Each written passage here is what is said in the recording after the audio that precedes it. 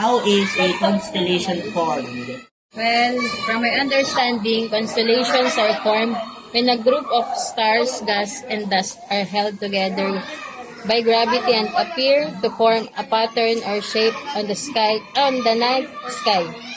It's fascinating to think about how these patterns can be imaginary, yet they help us identify and navigate the night sky.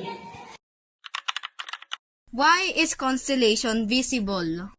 It is visible for the scientists to study it and for the scientists to see it because it is important in the galaxy. It is the space where the planets are formed, and so as far as science is concerned, they have to see it and study it. That is the importance of its visibility, especially on Earth. What are your popular beliefs and practices related to constellations or even other heavenly bodies?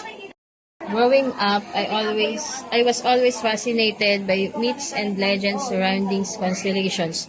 Many cultures believes that constellations represent goddesses or spiritual beings. Some people also believe that the position of the stars and planets can influence our personalities, behavior, and destinies. While I don't necessarily believe in these superstitions, I appreciate the cultural significance and symbolism behind them. What is the purpose of a constellation? Constellation help us understand and navigate the universe. They also inspire a sense of wonder and connection to the world around us. How do zodiac signs affect your life? I don't think zodiac sign can predict my personality or future. I focus on personal growth and making intentional choices. Are there any beliefs and practices of the people of the community? And do you have a scientific basis? Why or why not?